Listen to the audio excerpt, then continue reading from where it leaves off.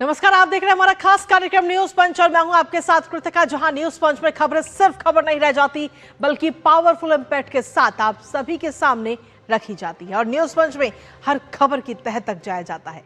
यहां प्रेजेंटेशन का मिलता है एक नया अंदाज, फिर वो खबर चाहे देश की हो या दुनिया की, राजनीति की हो या अर्थव्यवस्था की या फिर आम आदमी से जुड़ी हुई, और खबर से जुड़े हुए हर एक पहलू को पहुंचाने के साथ साथ ग्राउंड पर मौजूद अपने रिपोर्टर से भी जानते हैं खबर से जुड़ा हुआ एक एक अपडेट। तो चलिए शुरुआत करते हैं न्यूज पंच की प्रमुख खबरों के साथ और नजर डालते हैं टॉप लाइन्स पर।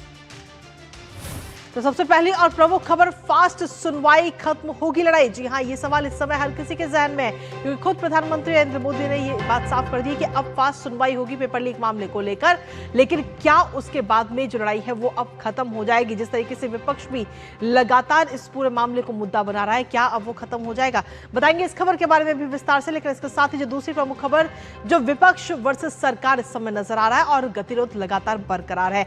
मानसून सत्र का आज चौथा दिन है, लेकिन आज भी कहीं ना कहीं हंगामा और सदन बार बार स्थगित ही होता रहा। बताएंगे इस खबर के बारे में भी। इसके साथ ही जो तीसरी प्रमुख खबर, वो उत्तर प्रदेश की बच्चियों से, बेटियों से जुड़ी है, जहां छात्राओं को मुफ्त स्कूटी दी जाएगी, जिसके बाद छात्राएं जो हैं अपने सपनों की उड़ान भरेंगे। आखिर किन किन छात्राओं को ये मिलेगी ये मुफ्त स्कूटी, और स्कूटी के साथ साथ और क्या क्या मिलेगा, बताएंगे इस खबर के बारे में विस्तार से। लेकिन इसके साथ ही जो चौथी प्रमुख खबर, वो भी आपको बता दें, जहां आरोपी सोनम रघुवंशी फिर से जेल जाएंगी। जी हां, सुप्रीम कोर्ट से उनको झटका लग चुका है। हालांकि निचली अदालत ने उनको जमानत दी थी, लेकिन अब सुप्रीम कोर्ट ने इस पूरे मामले पर सुनवाई करते हुए जमानत रद्द कर दी है। बताएंगे इस खबर के बारे में भी विस्तार से। तो चलिए शुरुआत पहली और प्रमुख खबर के साथ, जहां आपको बता दें कि देश भर में चर्चा का विषय बने नीट पेपर लीक मामले में सरकार अब सख्त कार्रवाई की तैयारी में है। केंद्र सरकार ने आरोपियों पर हाल ही में लागू हुए सार्वजनिक परीक्षा अधिनियम 2024 यानी नए नकल विरोधी कानून के तहत मुकदमा चलाने का फैसला किया और दोषियों को जल्द से जल्द सजा दिलाने के लिए राज्यों और संबंधित हाईकोर्ट को फास्ट ट्रैक अदालतें स्थापित करने के भी निर्देश दिए जा रहे हैं। दरअसल आज सुबह ही प्रधानमंत्री नरेंद्र मोदी ने पेपर लीक के मामले पर बड़ा ऐलान किया था और उन्होंने कहा कि पेपर लीक में शामिल आरोपियों को कड़ी और सख्त सजा दिलाने के लिए फास्ट ट्रैक कोर्ट बनेगी। अब इसके साथ ही प्रधानमंत्री ने सभी संबंधित विभागों को इस मामले में अहम कदम उठाने के भी निर्देश दिए। प्रधानमंत्री ने अपनी पोस्ट में और क्या क्या लिखा है बताएंगे आपको, साथ ही जानेंगे लेटेस्ट अपडेट अपने संवाददाता से। उससे पहले आपको दिखाते हैं केंद्रीय कानून मंत्री अर्जुन राम मेघवाल ने आखिर क्या कुछ कहा है। आज निर्णय प्रधानमंत्री जी ने जो लिया, इनका असर क्या हुआ आप देखिए। अदरवाइज तो ये रूटीन की ट्रायल में चले जाते। ये केस इतना बड़ा मामला पेपर लीक का और रूटीन की ट्रायल में, तो प्रधानमंत्री जी ने कहा युवाओं को न्याय जल्दी मिले और जो उन्होंने अपराध किया है वो सलाखों के पीछे जाए।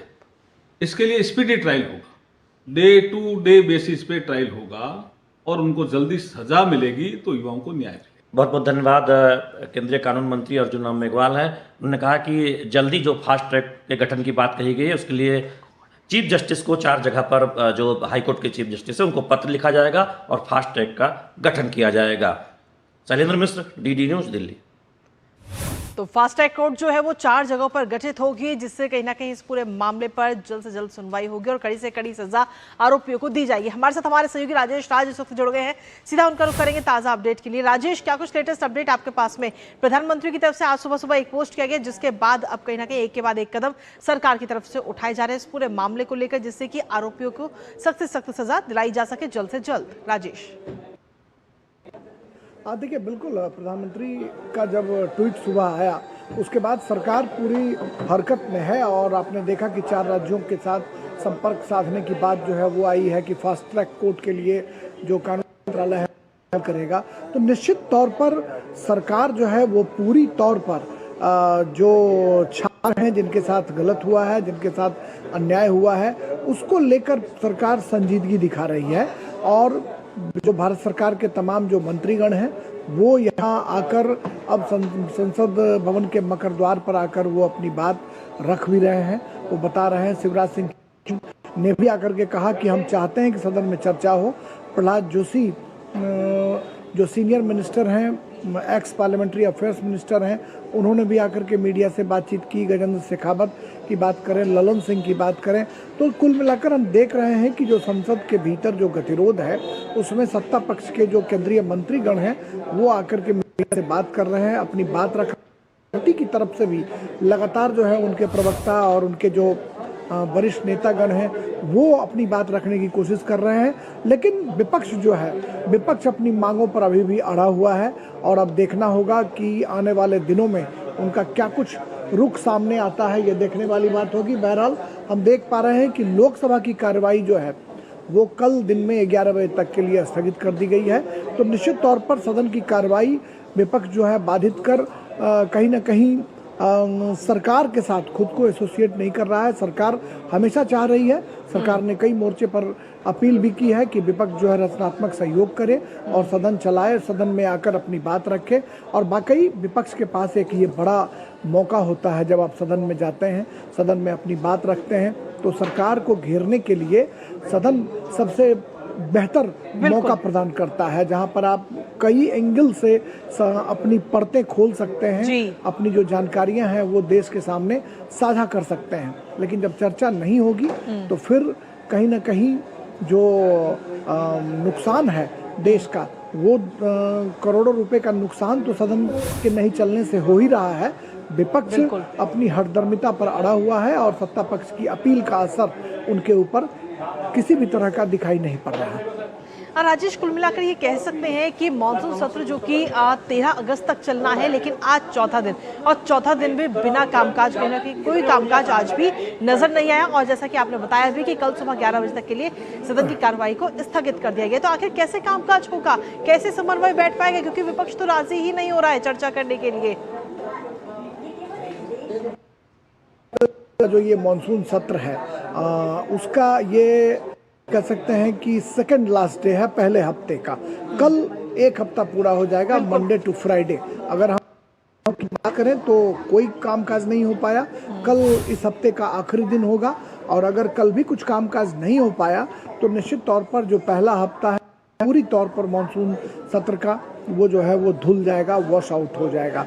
और ये बेहद महत्वपूर्ण सत्र है। इस सत्र में सरकार ने अपनी प्रतिबद्धताएं पहले गिनाई, विधेयकों को पारित कराने की दिशा में सरकार आगे बढ़ना चाह रही है, लेकिन विपक्ष का रचनात्मक सहयोग उन्हें नहीं मिलता। कहीं ना कहीं सत्ता पक्ष के सामने बड़ी दुविधा की स्थिति है कि वो फ्लोर मैनेजमेंट के जरिए कहीं ना कहीं सदन जो चलाने की उनकी जो कोशिशें हैं वो अब तक विफल रही हैं, नाकाम रही हैं। और विपक्ष पूरी तौर पर हठधर्मिता पर उतरा हुआ है, उनकी बात मान नहीं रहा। और चर्चा कराने की मांग पहले हुई थी, लेकिन बाद में वो फिर शिक्षा मंत्री के इस्तीफे पर आकर अड़ गए। कल भी राज्यसभा में आपने देखा कि मल्लिकार्जुन खड़गे जो विपक्ष के नेता हैं, उन्होंने शिक्षा मंत्री से इस्तीफे की मांग की। वहीं पर नेता सदन राज्यसभा ने उनको खारिज किया और कहा कि देश की जनता सब कुछ देख रही है कि किस तरीके का व्यवहार सदन के भीतर किया जा रहा है। तो निश्चित तौर पर सत्ता और विपक्ष दोनों आक्रामक हैं। और आज संसद के मकर द्वार पर आपने देखा कि सत्ता और विपक्ष दोनों ने एक ही साथ धरना दिया। दोनों की टोलियां अलग अलग थी। एक तरफ बीजेपी के जो राष्ट्रीय अध्यक्ष हैं नितिन नवीन और उनके तमाम सांसद एक तरफ धरना प्रदर्शन कर रहे थे कि सदन की कार्रवाई चले, वहीं विपक्ष जो है प्रियंका गांधी और तमाम जो उनके लीडर्स थे उनके नेतृत्व में सदन न चले और मंत्री के इस्तीफे। बिल्कुल राजेश, आप हमारे साथ बने रहिए, आपके पास वापस आएंगे, लेकिन इसके साथ ही अपने दर्शकों को सुना देते कि आखिर विपक्ष इस पूरे मामले को लेकर क्या कुछ कहता हुआ नजर आ रहा है। छात्रों की बात सुने। पहले तो जो मांग है, मुख्य सजा तो दिलाओ ना, जो जिम्मेदार ऊपर व्यवस्था में, वो तो बाद की प्रक्रिया है। देर आए दुरुस्त आए, लेकिन टाइम लिमिट करें और जो अकाउंटेबल है उनको तो बर्खास्त करना ही होगा। तो सीधे तौर पर विपक्ष की तरफ से क्या कुछ कहा जा रहा है वो हमने आपको सुनाया और हमारे साथ हमारे सहयोगी लगातार बने हुए राजेश, सीधे तौर पर विपक्ष कह रहा है कि छात्रों को जो भी फैसले लेना है जल्द से जल्द लिया जाना चाहिए, लेकिन इन सब के बीच अगर विपक्ष की जब हम बात करते हैं तो विपक्ष की मांगे जो है वो बार बार बदल रही हैं। तो इसको आखिर क्या समझा जाए कि विपक्ष कंफ्यूज है कि उसकी मांग क्या है, वो क्या करना चाहता है, आगे क्या रणनीति होगी, क्या वही डिसाइड नहीं हो पा रही विपक्ष की? देखिए, मैंने पहले भी बताया कि विपक्ष के सामने एक तरफ जहां क्रेडिट लेने की होड़ लगी हुई थी, क्योंकि जब सोनम वांगचुक लंबे समय से जंतर मंतर पर धरना दे रहे थे, उस वक्त अगर सत्ता पक्ष की तरफ से कोई नहीं उनसे मिलने गया तो विपक्ष की तरफ से भी कोई उनसे मिलने नहीं जा रहा था। समाजवादी पार्टी की तरफ से डिम्पल यादव जाती हैं, धर्मेंद्र यादव जाते हैं, उसके बाद कांग्रेस के कान खड़े होते हैं और कांग्रेस की तरफ से एक आध व्यक्ति कोई जाकर के उनसे मिलते हैं। शायद पवन खेड़ा उनसे मिलने के लिए गए थे, लेकिन कोई बड़ा नेता उनसे मिलने के लिए नहीं गया और शायद उन्हें लग रहा था कि कांग्रेस जनता पार्टी का ये आंदोलन है ये फुस हो जाएगा।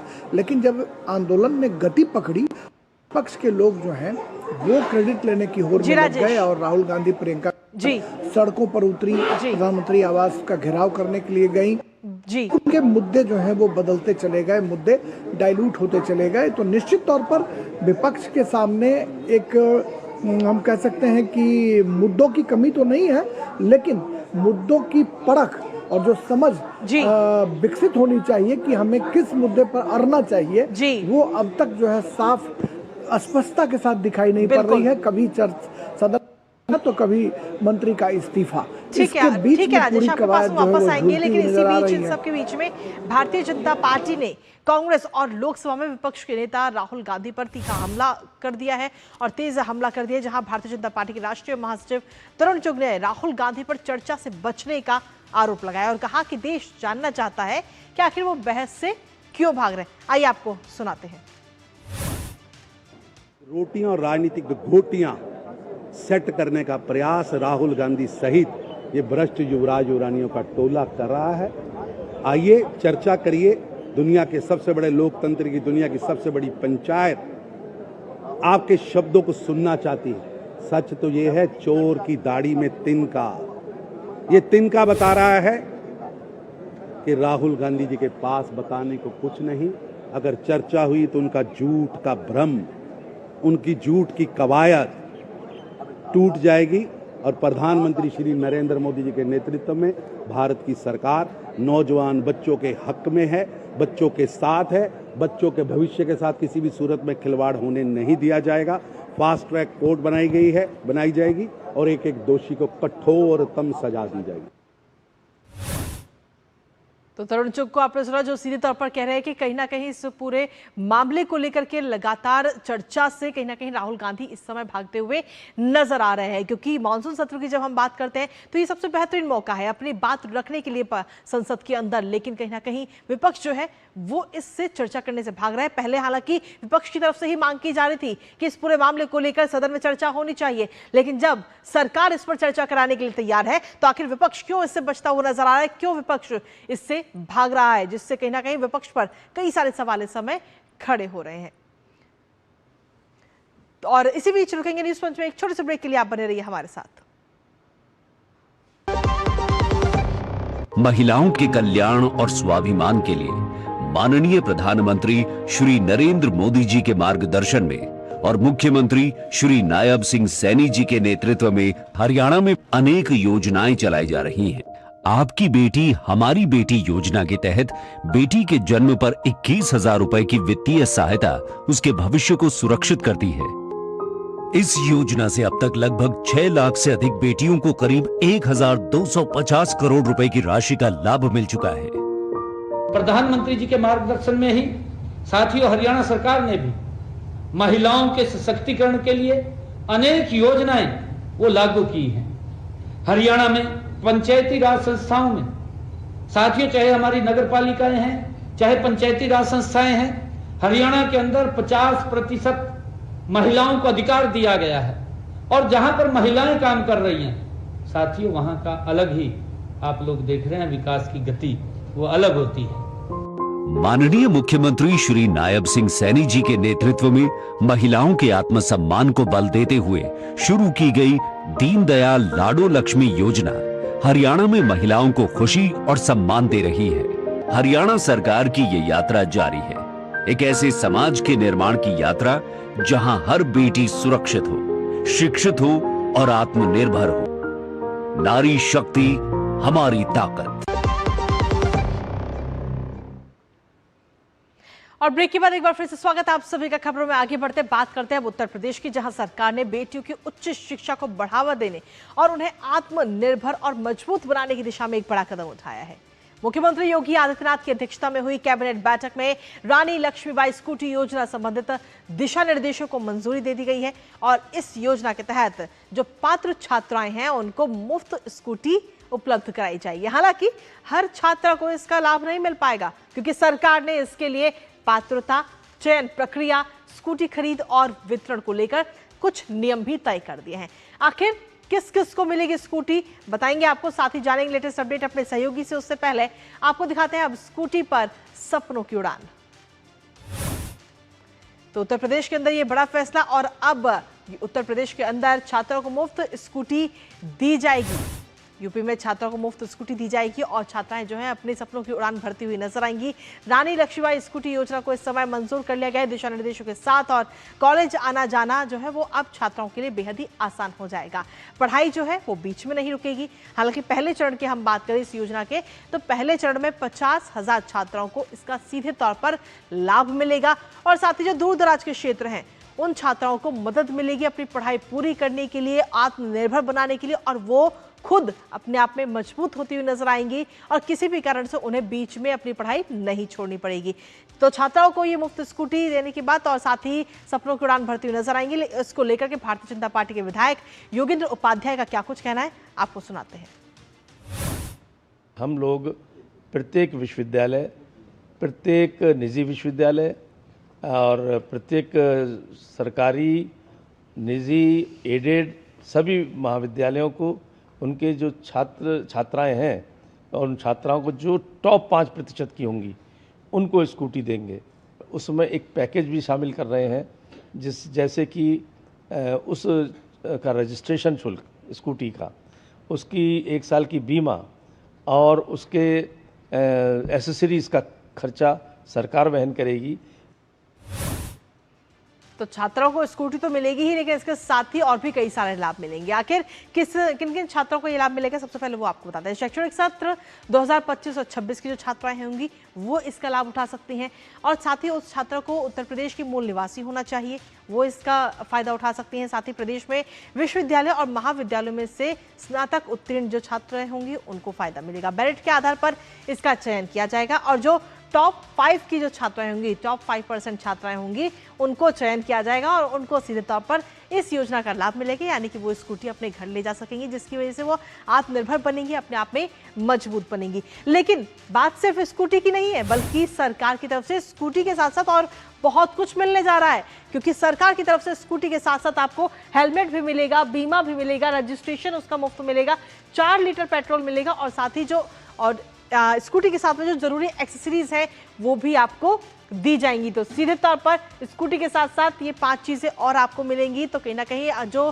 छात्राएं पढ़ाई में बहुत बेहतरीन प्रदर्शन करती हैं और जो टॉप 5 की छात्राएं होंगी वो सीधे तौर पर इसका लाभ उठा सकती हैं। हालांकि पहले चरण में अगर हम देखें तो 50,000 छात्राओं को इसका लाभ मिलेगा। हमारे साथ हमारे सहयोगी विकास सिंह इस वक्त जुड़ गए हैं, सीधा उनका रुख करेंगे ताजा अपडेट के लिए। विकास, प्रदेश की जो बच्चियां हैं उनकी पढ़ाई बीच में ना रुके किसी भी वजह से और वो अपने आप में आत्मनिर्भर हो, मजबूत हो, इसकी दिशा में एक महत्वपूर्ण कदम और स्कूटी की जो योजना है उसको मंजूरी अब मिल चुकी है। विकास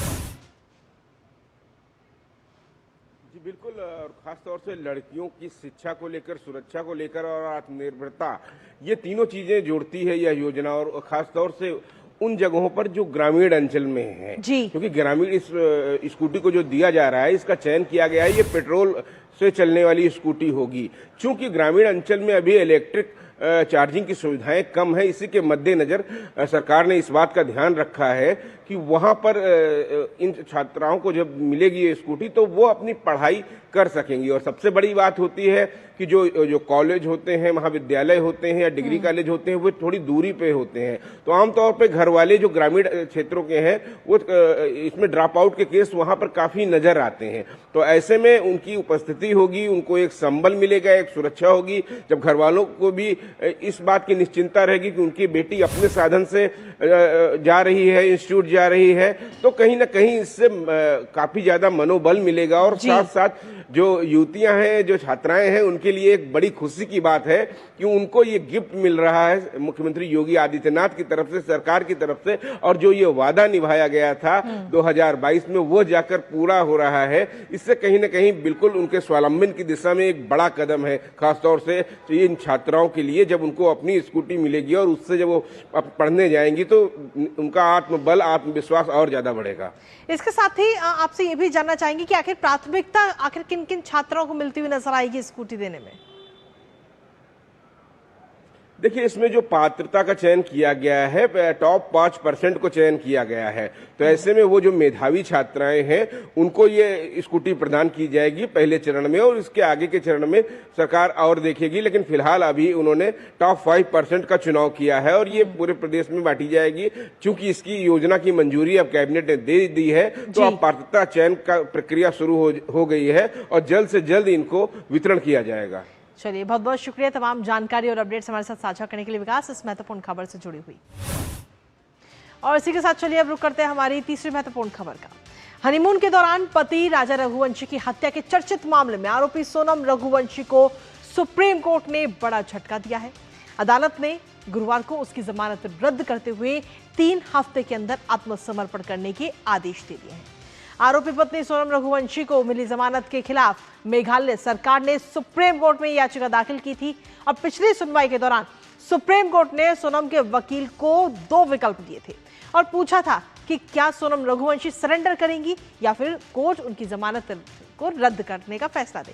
जबकि सुप्रीम कोर्ट में दाखिल अपने जवाब में आरोपी सोनम रघुवंशी ने खुद को बेगुनाह बताया था। जानेंगे लेटेस्ट अपडेट अपने सहयोगी से। उससे पहले आपको दिखाते हैं सोनम रघुवंशी को सुप्रीम कोर्ट से लगा झटका।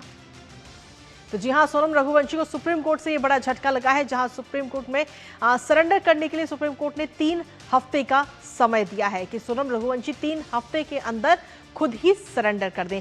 लेकिन इसके साथ ही सुप्रीम कोर्ट ने कहा कि 6 महीने में अगर ट्रायल नहीं होता है तो सोनम रघुवंशी दोबारा से जमानत की अर्जी दाखिल कर सकती हैं। निचली अदालत ने जमानत दी थी और जिसके बाद आपको बता दें कि सुप्रीम कोर्ट ने दोबारा जमानत अर्जी की छूट भी इस समय दे दी है।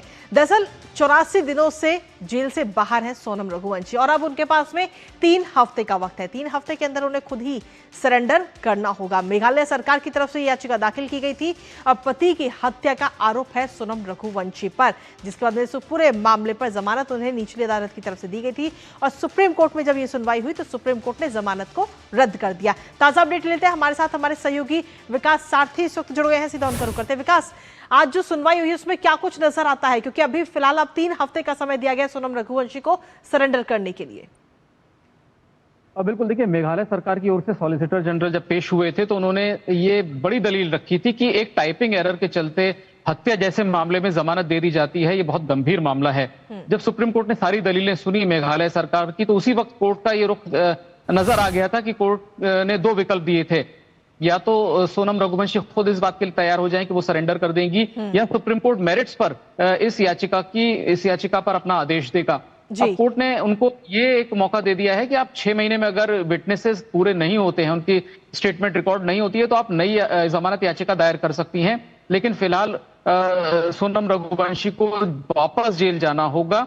3 हफ्ते का भी उनको काफी लंबा वक्त हालांकि अब देखें मिल गया है कि अगर वो कुछ उनके पास वजह है कि जिसके चलते वो जेल से बाहर रहना चाहती थी तो वो अपने कामकाज वो पूरे कर सकती हैं, लेकिन वापस उन्हें जेल में जाना होगा।